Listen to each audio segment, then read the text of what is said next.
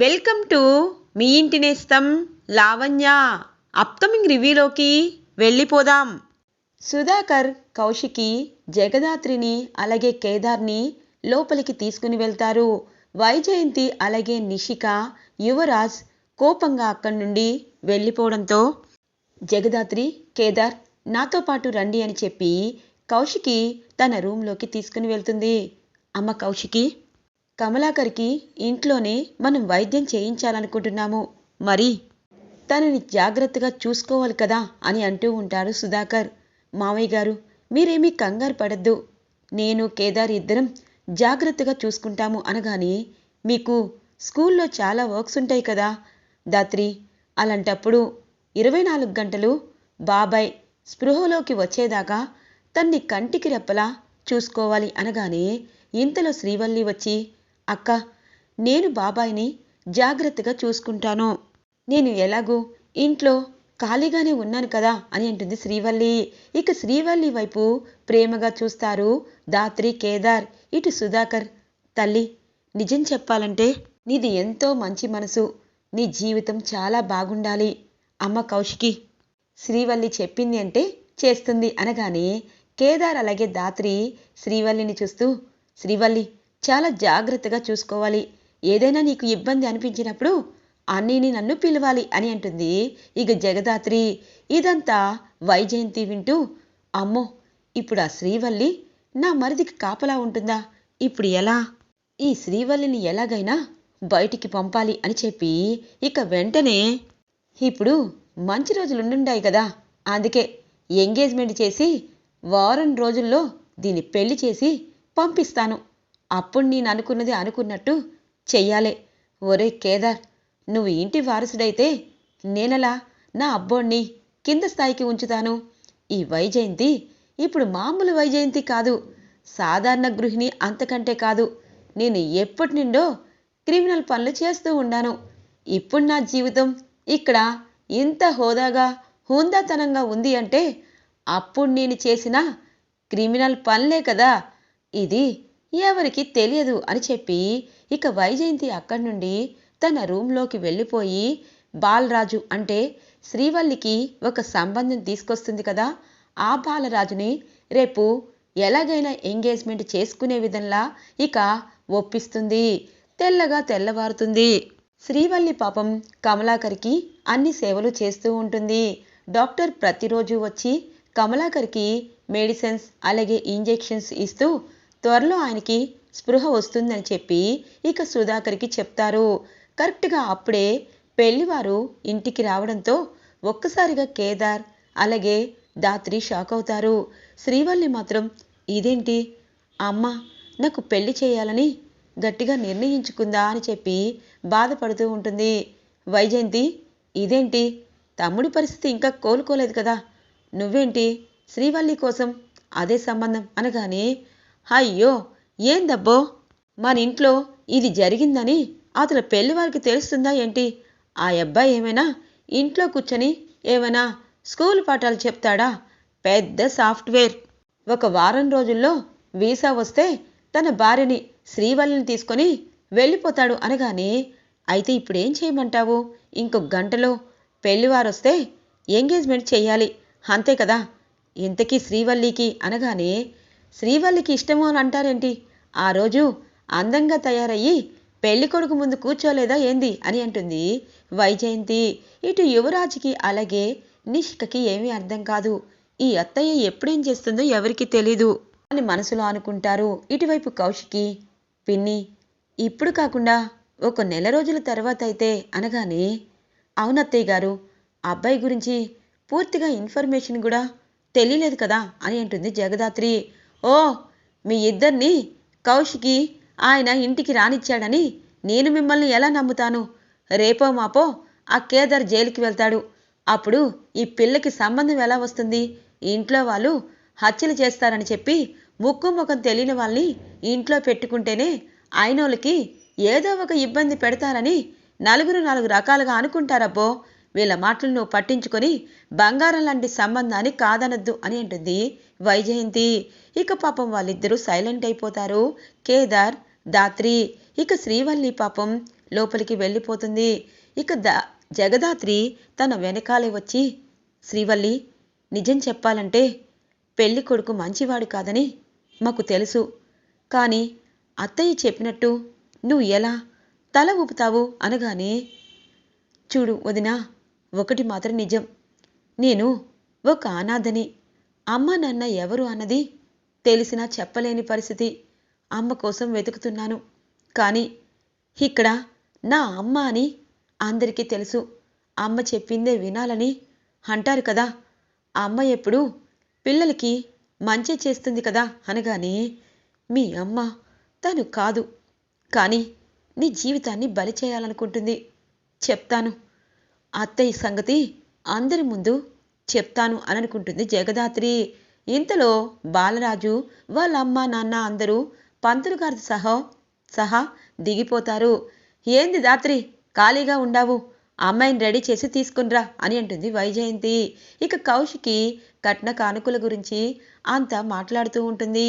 ఇక దొంగ వీసాతో పాలరాజు ఫ్యామిలీ అందరూ చూపిస్తూ ఉంటారు. ఇక కౌశికి చాలా హ్యాపీగా ఫీల్ అవుతుంది. ఇటు శ్రీవల్లిని అందంగా రెడీ చేసి కూర్చోపెట్టి ఇక ఇద్దరూ కలిపి సుధాకర్ అలాగే వైజయంతి అటువైపు బాలరాజు అమ్మా నాన్న అన్న ఫేక్ అమ్మా నాన్న నిశ్చయ తాంబూలాలు తీసుకుంటారు. ఇక పంతులు గారు చెప్తారు, అమ్మ వారం రోజుల్లో అడిగారు, కానీ 3 రోజుల్లోనే మంచి ముహూర్తం ఉంది, చాలా దివ్యమైన ముహూర్తం అని అంటారు.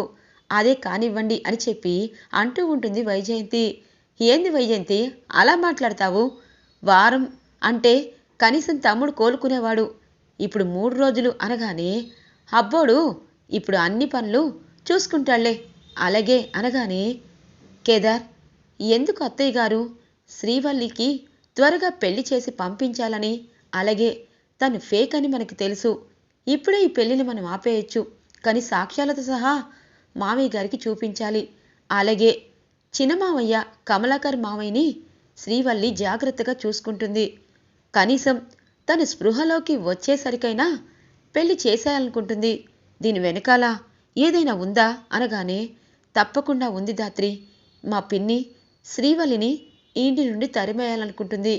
అలా అని మా బాబాయ్పై పిన్నికి ఎటువంటి అని చెప్పి అనుకుంటూ ఉంటారు.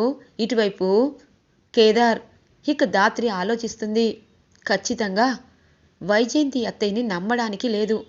మీనన్తో చేతులు కలిపింది ఇటువైపు యువరాజు కోసమే అని తెలిసినా, కానీ దీని వెనకాల పెద్ద ప్లానే ఉంది. అసలు కమలాకర్ మావయ్యని మీనన్ ఎలా చంపుతాడు? తనకి అతనికి ఏంటి పరిచయం?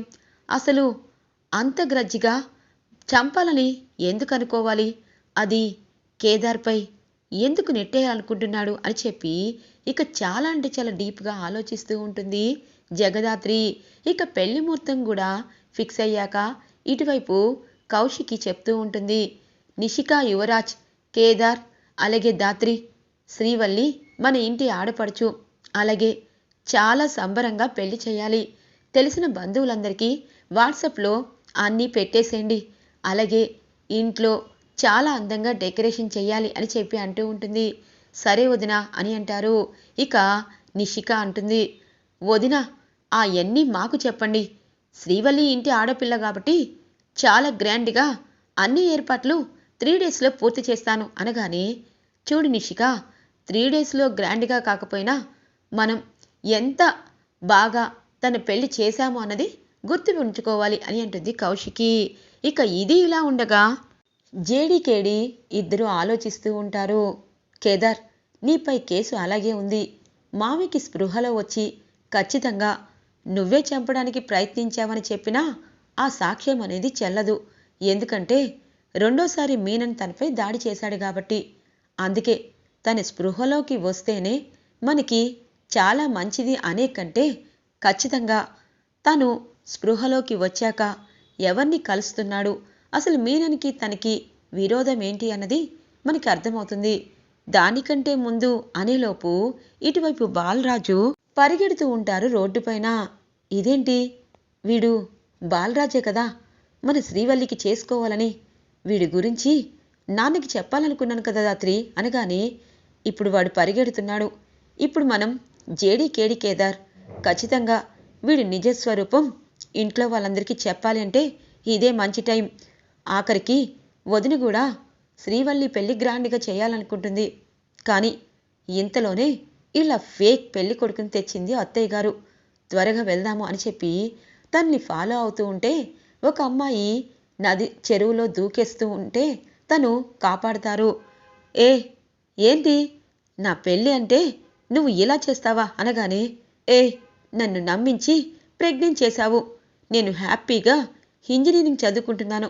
నువ్వేమో నన్ను యూఎస్ తీసుకెళ్తాను, యూపీ తీసుకెళ్తానని చెప్పావు. మా నాన్న వాళ్ళకి తెలిస్తే నన్ను చంపేస్తారు. నీకు కట్నం ఇవ్వలేం కదా అనగానే, ఏందే నేను పల్లెటూరులో వడ్డీలకిచ్చాను. ఇప్పుడు నాకు ఒక గొప్పింటి అమ్మాయి పెళ్లి చేసుకోబోతుంది. ఇక నా కట్న కానుకలు ఎంతో తెలుసా? చెప్పనులే అనగానే, అయితే నాకేంటి అంటే నాతో తిరిగింది, నాకు ఐ లవ్ యూ చెప్పింది అబద్ధమా? నీలాంటి పల్లెటూరు వాణ్ణి ప్రేమించినందుకు నా చెప్పుతో నేను కొట్టుకోవాలి అనగానే, అయ్యో నువ్వంటే నాకు ఇష్టం. ఆ శ్రీవల్లితో పెళ్లి చేసుకుంది ఎందుకో తెలుసా? డబ్బు కోసం. దాన్ని ఎవరు పెళ్లి చేసుకుంటారు? నేను పెళ్ళైన వెంటనే యూఎస్ తీసుకెళ్తానన్నాను కదా, అక్కడికి కాకుండా దాన్ని వేరే చోట అమ్మేస్తాను. మనిద్దరం పెళ్లి చేసుకొని దూరంగా వెళ్ళిపోదాము అనగానే, ఇంతలో జేడీకేడి ఇద్దరినీ పట్టుకుంటారు.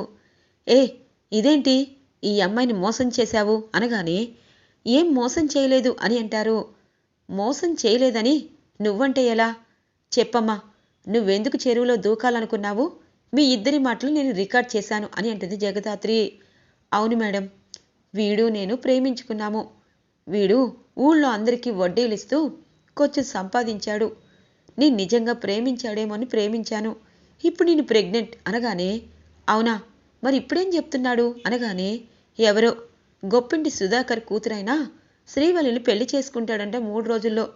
తన్ని ఎక్కడో అనగానే ఇక జేడీకేడి ఇటువైపు బాలరాజుకి గట్టిగా తమ స్టైల్లో కోటింగ్ ఇచ్చి ఈడ్చికెళ్ళి సుధాకర్ ముందు పడేస్తారు. ఆ అమ్మాయిని చూసిన సుధాకర్ కౌశికి, ఏమైంది జేడి, మీరు ఇతన్ని అనగానే, చూడండి కౌశికి గారు, ఇతను మీ ఇంటి ఆడపిల్లని పెళ్లి చేసుకోవాలని ముహూర్తాలు కూడా పెట్టారు అంట కదా. ఇప్పుడు ఒక అమ్మాయి ప్రెగ్నెంట్ చేసి తనని మోసం చేయకుండా ఇటు శ్రీవల్లిని పెళ్లి చేసుకొని తినని మోసం చేస్తానని హామీ ఇస్తున్నాడు.